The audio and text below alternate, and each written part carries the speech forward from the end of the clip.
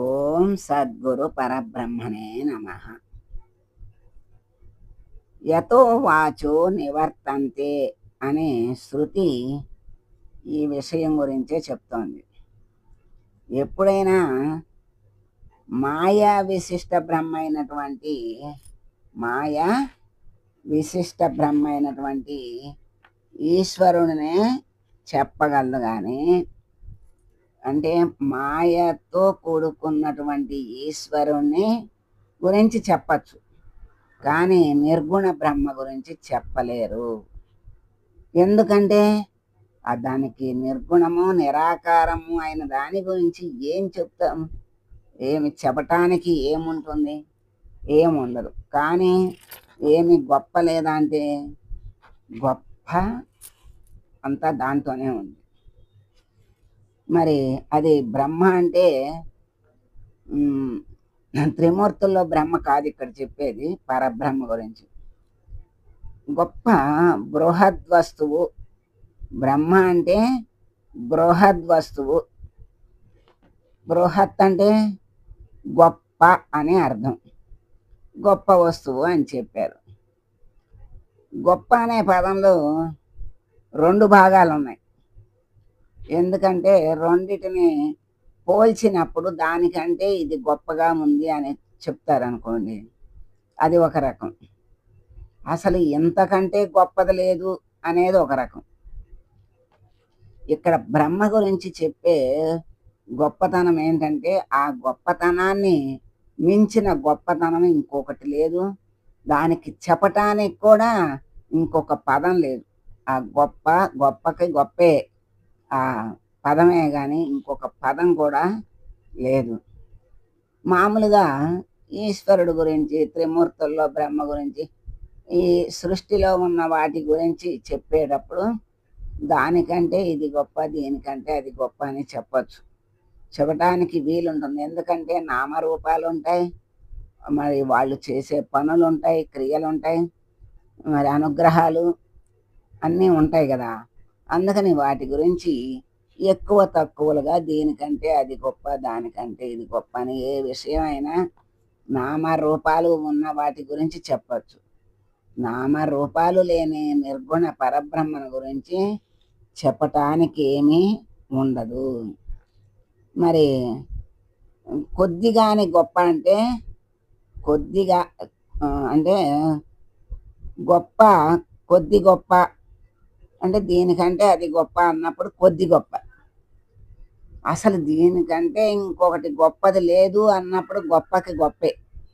ఇంకా దానికి వేరే అర్థము పదము లేదు. ఆ పరబ్రహ్మకు బృహద్వస్తువు అని అందుకే చెప్పారు. గొప్ప వస్తువు అంటే గొప్ప వస్తువు అని కూడా కదా మనకి చెప్పటమే. గొప్ప వస్తువుగా చెప్తారు కానీ వస్తువు కాదు అది. మరి ఇది సామాన్యంగా అర్థమయ్యే అర్థం. కానీ కొద్ది గొప్పగా అనే సహజమైనటువంటి గొప్ప గొప్పతనం ఒకటి ఉన్నది.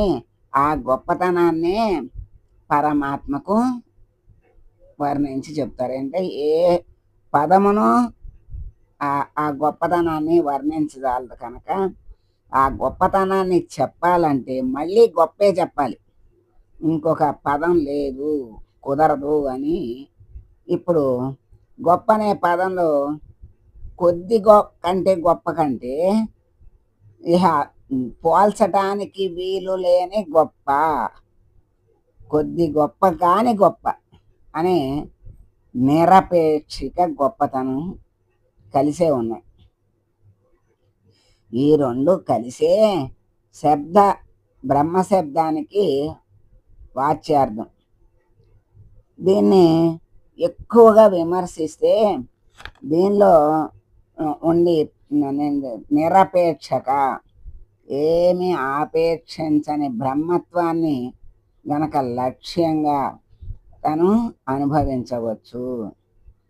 అంటే ఈ పరమాత్మ గొప్పతనాన్ని ఎక్కువగా విమర్శించి తెలుసుకున్నట్లయితే ఆ నిరపేక్షక బ్రహ్మత్వాన్ని లక్ష్యంగా చక్కగా అనుభవించవచ్చు. కనుక శబ్దము ఈ వాక్యాలతో ఈశ్వరుడుగానే అర్థము చెయ్యాలి.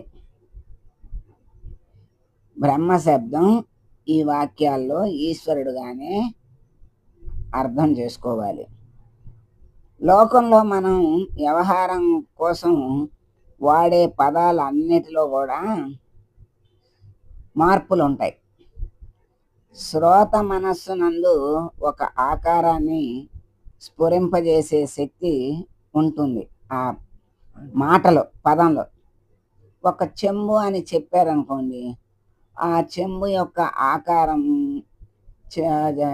పైన సన్నము, మధ్యలో పొట్ట, కింద సన్నము, ఆ కింద పెట్టేటువంటి కింద అట్లా పెట్టినట్టు ఆ చెంబు యొక్క ఆకారం మనసులో చక్కగా మూతి, మెడ, పొట్ట అంతా కూడా ఆకారం మన మనసులో ఏర్పడుతుంది.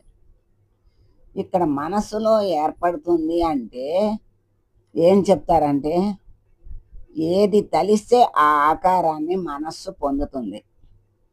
అప్పుడే అర్థమవుతుంది తప్ప ఆ మనస్సు ఆ ఆకారాన్ని పొందకపోతే అర్థం కాదు. ఎప్పుడు చూడని వస్తువు గురించి చెబితే అసలు అర్థం కాదు. ఎందుకంటే దాని ఆకారం తెలియదు కదా, ఊహకు రాదు. ఊహకు రాకపోతే నాకు అర్థం కావట్లేదు, నువ్వు చూపిస్తేనే నాకు ఒకసారి చూస్తేనే అర్థమవుతుంది, లేకపోతే నువ్వు ఎంత చెప్పినా నాకు అర్థం కావట్లేదు అంటాం. ఒకసారి చూస్తే ఆ ఆకారాన్ని మనసు పొందుతుంది, లేకపోతే పొందదు. కనుక ఆ అక్షరాలతో కూడిన పదంలో అటువంటి శక్తి ఉంది. అంటే చెంబు అన్నప్పుడు ఆ చెంబు ఆకారాన్ని మనసు పొందేటువంటి శక్తి ఆ చెంబు అనే అక్షరాల్లో ఉన్నది. దీన్ని ఏమంటారంటే శక్తి వృత్తి అంటారు. దీన్ని శక్తి వృత్తి అంటారు. కొన్ని పదాలకి శక్తి వృత్తితో అర్థం కాదు, దీన్ని ఏమంటారు శక్తి వృత్తి అంటారు. కొన్ని పదాలకి శక్తి వృత్తితో అర్థం కాదు, దాని అర్థం లక్షణావృత్తితో గ్రహించాలి. లక్షణావృత్తి అంటే పొయ్యి మండుతోంది అని చెప్పారనుకోండి, పొయ్యి మండుతోంది అంటే పొయ్యిలో ఏముంటాయి పదార్థాలు? మట్టి, రాయి వగైరా వాటితో పొయ్యి తయారు చేస్తారు. అది పొయ్యి మండదు కదా. ఏం మండుతుంది? పొయ్యిలో ఉన్న కట్టె అగ్నితో మండుతుంది. అయినా ఈ విన్నవాడికి అర్థమవుతుంది, పొయ్యి రాయి మట్టితో తయారు చేయబడుతుంది అని తెలుసు, దానిలో మండే యోగ్యత లేదని తెలుసు. ఈ మాట కట్టె దానిలో ఉన్నదని తెలుసు, దానికి అగ్ని తోడైందని తెలుసు, అది మండుతోంది అని అర్థమైపోతుంది. పొయ్యి మండుతోంది అన్నప్పుడు ఇంత ఆలోచన వస్తుందన్నమాట. ఇవన్నీ తెలుసు. అందుకని శక్తి వృత్తి చేత అర్థం కాదు. ఇక్కడ పొయ్యిని విడిచేసి కట్టెను పట్టుకున్నారు, ఆ కట్టెలు మండుతున్నాయి అని అర్థం చేసుకున్నారు కదా. ఇట్లా అర్థం చేసుకోవటాన్ని లక్షణావృత్తి అంటారు. అంటే పొయ్యి మండుతోంది అన్నప్పుడు పొయ్యిని వదిలేసి పొయ్యిలో ఉన్న కట్టెలు మండుతున్నాయి అని అర్థం చేసుకోవటాన్ని లక్షణావృత్తి అంటారు.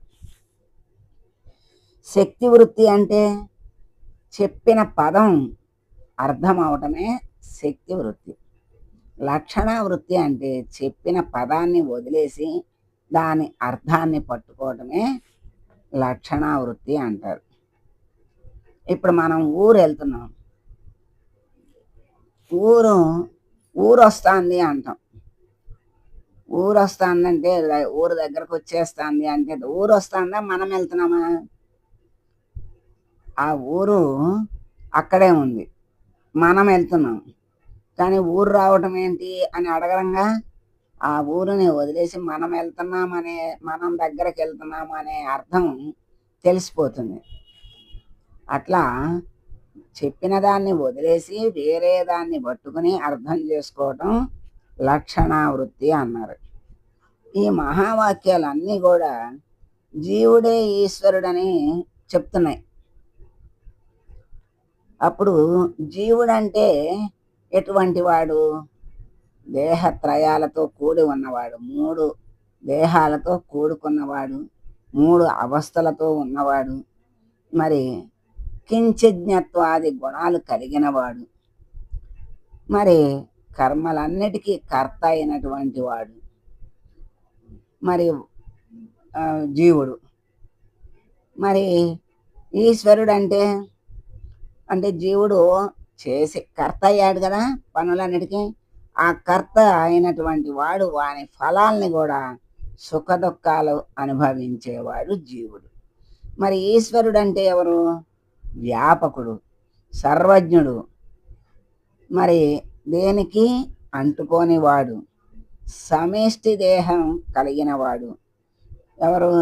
ఈశ్వరుడు సర్వజ్ఞత్వాది గుణాలు కలిగినవాడు. ఈ కర్తలకు అందరికీ సాక్షిగా ఉన్నటువంటి వాడు, కర్మ ఫలాలను ఇచ్చేటువంటి వాడు, సాక్షి మాత్రుడుగా ఉన్నటువంటి వాడు ఈశ్వరుడు. మరి ఇద్దరికీ ఎంత వ్యతిరేకమైన లక్షణాలు ఉన్నాయే, మరి ఈ జీవుడు బ్రహ్మలో ఎలా ఐక్యమవుతాడు అని మనకి ప్రశ్న కలుగుతుంది. ఆయనేమో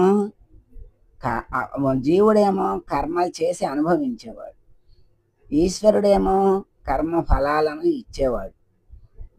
మరి ఈ రెండిటికి సంబంధం ఎలా ఉంది? లేదు కదా. మరి ఎట్లా జీవుడు ఈశ్వరుడు అయ్యాడు అని మనకి విరుద్ధంగా ఉంది కదా, ఎలా కలుస్తారు అని ప్రశ్న వస్తుంది. వ్యష్టి దేహాలతో కూడటం అనేది దేహ వ్యాపకత్వం కాదు.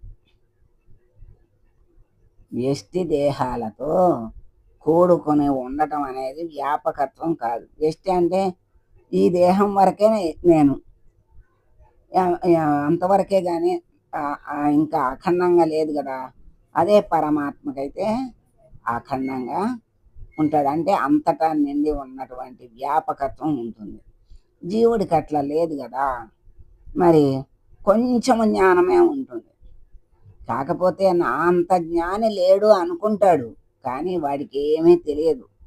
జీవుడికి ఏం తెలుసు? పరమేశ్వరుడికి, ఈశ్వరుడికి సర్వజ్ఞత్వం, సృష్టి అంతా తెలుసుకున్నటువంటి వాడు సర్వజ్ఞుడు. సర్వము తెలిసిన వాడు, సర్వము నిండి ఉన్నటువంటి వాడు ఈశ్వరుడైతే, అణువులో అణువులో అణువులో అణువు అంత ఉన్నవాడు జీవుడు. వాడే అణువులో అణువులో అణువులో అన్నంత ఉన్నాడే, వాడికి అంతా తెలుసని ఎలా అనుకుంటాడు?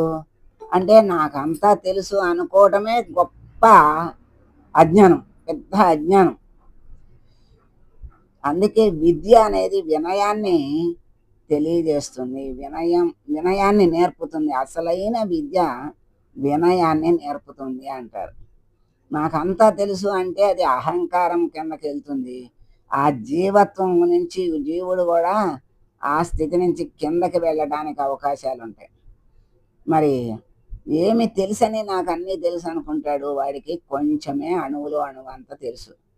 మరి అన్నీ తెలుసని అనుకుంటే అది సాధ్యం కాదు కదా, అర్థం కాదు కదా.